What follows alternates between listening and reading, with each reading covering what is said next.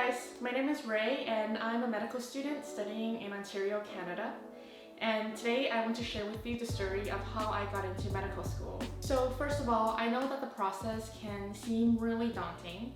I know that when I was applying, I somehow thought that everybody who got in were these perfect human beings and they were all geniuses.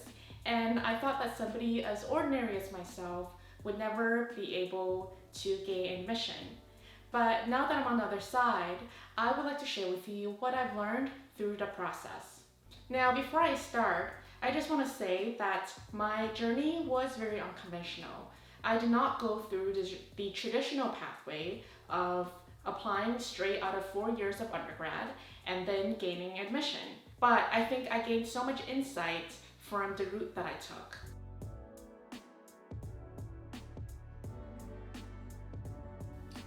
So unlike most people in my medical school class, and perhaps like many of you guys out there, I did not enter university with the goal of applying to medical school out of undergrad. And to be honest, I was pretty lost. Like everybody else, I thought that just because I did well in high school, that it was just automatic that I should be going to university to study something.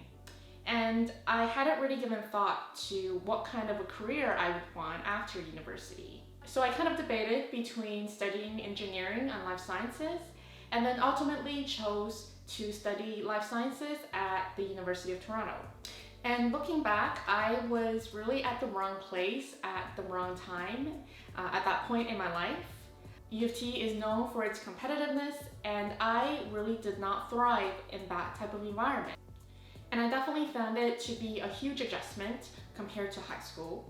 Unfortunately, I lacked the emotional maturity and the support in my life at that time to really figure out what was going on and to push myself to succeed.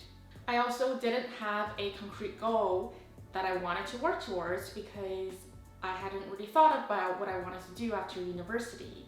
And so without that goal, I really lacked the intrinsic motivation to push myself to do better. And so lo and behold, I finished my first year at U of T with a 2.8 out of a 4.0 GPA. Now at that point, the smart thing to do would have been to really pause and stop for a second and to ask myself, is this the place that I want to be? Is this the environment that I would thrive in? And what is it that I'm really working towards?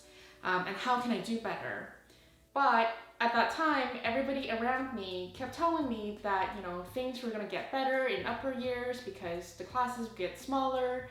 And so naively, I believed that, if I just keep going, that everything would turn out better. And so I foolishly decided to stick around and to keep trying.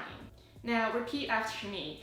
You cannot keep doing the same thing over and over and over and expect different results. I'll say that again.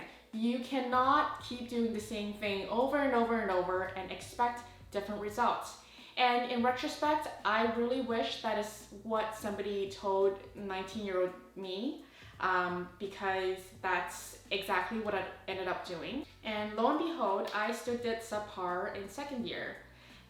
And in third and fourth year, I did see a slow upward climb of my GPA, but they were never quite at the same level as one would need to apply for medical school in Canada.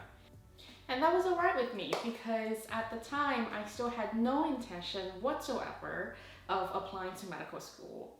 And in my mind, I always thought that I was just not that type of person.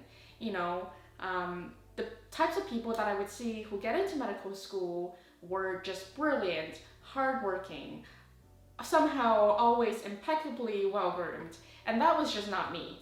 And now looking back at that point in my life, I realized two things. One is that I had given up on myself. I let my GPA dictate my self-worth, and because of that, I told myself that I would never amount to anything, that there was no chance for me to really redeem myself or make anything of myself. And two, if I had just paused and really evaluated my situation to try to save my GPA. My subsequent journey to medical school later on, when I did try to apply, would have been much easier. And that's because later on, when I did apply to medical school, my cumulative GPA never made it past file review for a lot of the schools. But I still somehow perceived that, taking a little break and evaluating my situation would have been perceived as quitting or giving up on myself. And that's because for some reason I thought that everybody around me expected me to just go through university and graduate, and it didn't really matter, what happened after you graduate. Things would just kind of end up working out by themselves.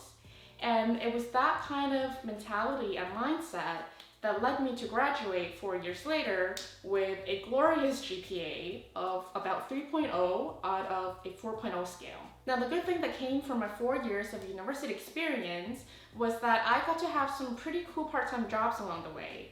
And it was because of those experiences that I realized that even though I am an introvert, I'm actually really good at connecting with people. And I love to talk to people about their health and to help them improve in that area of their life. And so that's how I knew that I wanted to work in healthcare. So at the end of fourth year, I actually applied to and had gotten accepted to a radiation technology program that would have led me to become an X-ray tech at a hospital later on down the road. And after much deliberation and thinking about what it is that I really wanted in a future career, I decided to turn my offer down, and I decided to take the next year off and really figure myself out and think about, what I want and how I can get there. Now, when I declined my offer to study radiation technology, I actually had an idea in my head that I might enjoy being a registered dietitian. And that's because it really checked off a lot of boxes of what I had in my mind that would make a fulfilling career for me. And spoiler alert, that's what ended up happening. And my intention for my year off was to, one, really sit on that decision so that I don't end up wasting another 2 to 3 years of my time and tuition money to pursue something that I wasn't going to enjoy or succeed in. Two, research the process of being a dietitian a little bit more so that I can come up with a solid strategy on how to succeed this time. Three, start saving up some money and work a little so that I could afford to actually do the unpaid 1-year dietetic internship that would be waiting for me at the end of my undergraduate degree, should I choose to go that path. And 4, to start gaining more volunteer experience and just practical experience, shadowing dietitians and working with dietitians so that I can start building up my resume for the dietetic internships that I would apply to at the end of my nutrition degree, which I heard were really competitive. So that's exactly what I did. I worked part-time as a pharmacy assistant and also as a receptionist at a dental clinic, in addition to having 1 or 2 side gigs here and there to bring some extra cash. I also started volunteering with a couple of different organizations related to nutrition and health to gain more experience in that field. And the year went exactly as I planned, and I was able to start the first year of my degree with some money and also just more confidence about my decision to become a registered dietitian. Now, I do have to say that I knew going in that I was going to have to pay for my tuition and my living expenses going forward. So a lot of my decisions down the line were just focused on achieving exactly that, and I'm really thankful that it ended up working out.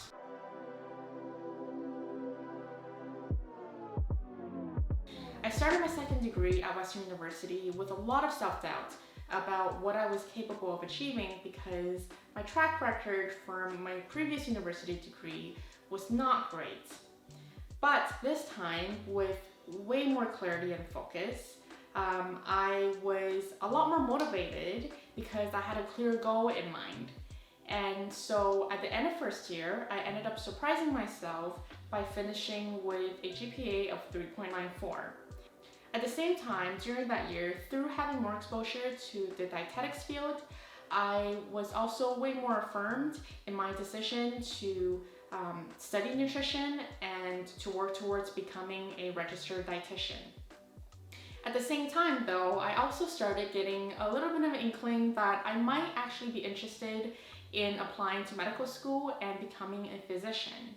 And that's because there's actually a lot of overlap I found between medicine and being a dietitian. But you have to understand that in Ontario, medical school is so competitive that only 2 to 8% of applicants are accepted to each school. And given my poor track record, I thought, that I really did not have a good chance, even if I keep working hard during the subsequent years to make up for my poor track record. And so I decided to keep pushing on my path to being a dietitian. So I continued my degree, second year went by, and through that time, my desire to apply to medical school only got stronger and stronger. Now, at the time, my cumulative GPA was still pretty crappy, and in Ontario, 2 of the 6 schools only look at your last 2 or your best 2 years of cumulative GPA. And so I finished my second year of my second degree with a GPA that was above cutoff for those 2 schools only. So I decided to write the MCAT and see how I would do. At the same time, I got offered a really cool summer job in public health in another city, and that was full-time. So I decided to move there for the summer and study for the MCAT part-time while I was working. Now, luckily for me, that was the first year that they introduced the new 7.5-hour MCAT. And I decided that instead of taking a prep course, I would self-study and with any material that I could get my hands on. It was definitely a grind having to work and study at the same time, but I got through it, and I ended up coming out with a score of 514, which I was proud of. I know that it could have been better, yes, but given the circumstances, I'm really glad about how things turned out. I kept working hard during my third and final year of undergrad because I wanted a good, clean finish, and I ended up graduating top of my class. I'm not saying this to brag, but it was just such a big contrast to the state that I was in academically compared to 4 years before. And I want to let you know that it can be done. And what was different for me this time was that I was actually in an environment that I could thrive in, that was right for me. And my mindset was totally different because I had a clear goal in mind. And instead of seeing university education as this thing that I just had to get through, I started seeing my education as a privilege, and it was a second chance for me to make something of myself.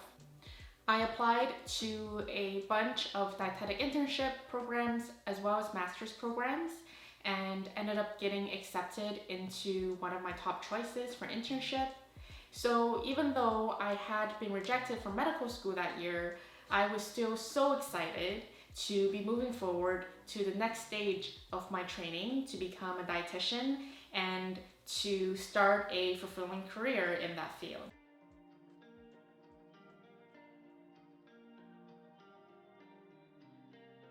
The summer before dietetic internship started, I applied to medical school for the second time. Now, a dietetic internship is basically a practicum where the student moves through different rotations. And for that year, I really just tried to focus on becoming the best dietitian that I could be. And during that time, I also got a lot of great patient interaction experience and worked on a team with different medical doctors. I was pretty fortunate that right out of graduation, I got offered a full-time job working in public health in North Bay, Ontario, which is a city of about 50,000 people. And so once again, I packed up my things and moved there to work. And that was when I submitted my third and final application for medical schools. And this time, I actually received an interview offer. I could not believe it, and I prepped like crazy for the interview for 2 months straight.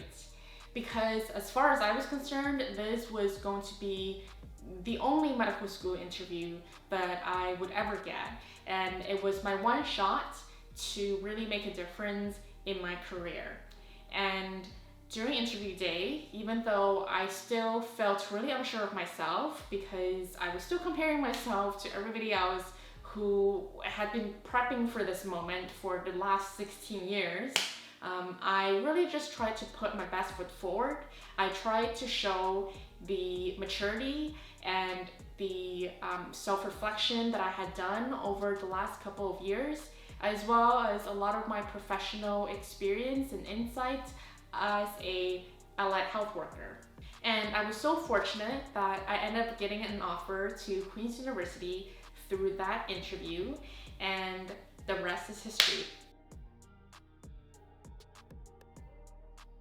So what would I tell myself if I could go back in time, and what do I want you to know right now?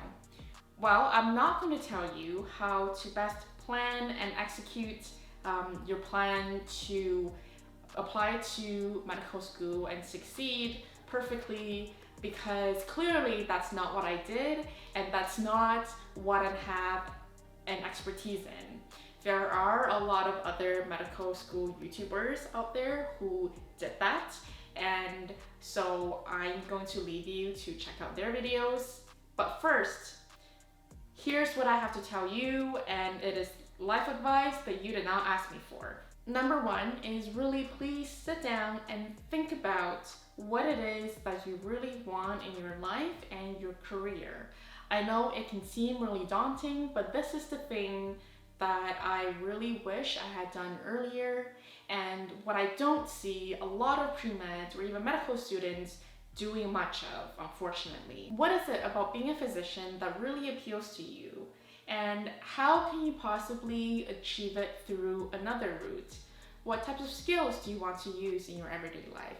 What is important to you in things outside of your career? I think reflecting on all these things really helped to flesh out your motivation for applying to medical school and to pursuing a career in healthcare. But it also serves as a really nice source of resilience and motivation when things don't go your way. And in some cases, it can help you to identify some alternative paths to medicine that you may find just as fulfilling. Not only am I saying this because I'm a huge proponent of parallel planning, but I also think that knowing these things will really help you to identify some intrinsic sources of motivation that will help you to push through the tough times during your medical school applications, as well as your training and even further down during your career. Number two is to please try to not compare yourself to other people. Not everybody walks the same path in life, and not everybody has the same opportunities and resources. If you have a goal, just keep putting your head down, put in the work, not only in your schoolwork and in what you have to do to get to your goal, but also put in the work to grow as a person. Keep reflecting, keep learning about yourself and different things in life, and I will guarantee you that you will succeed as a person in life, medicine or no medicine.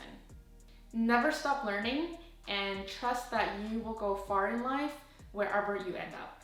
As for me, it's been 2 years since I started medical school, and even though it's been a really tough journey, I'm still really grateful that I get to be here, and I'm glad that my journey wasn't as smooth as some other people's because I learned a lot about myself during the process, and I learned a lot about life and how to deal with rejections.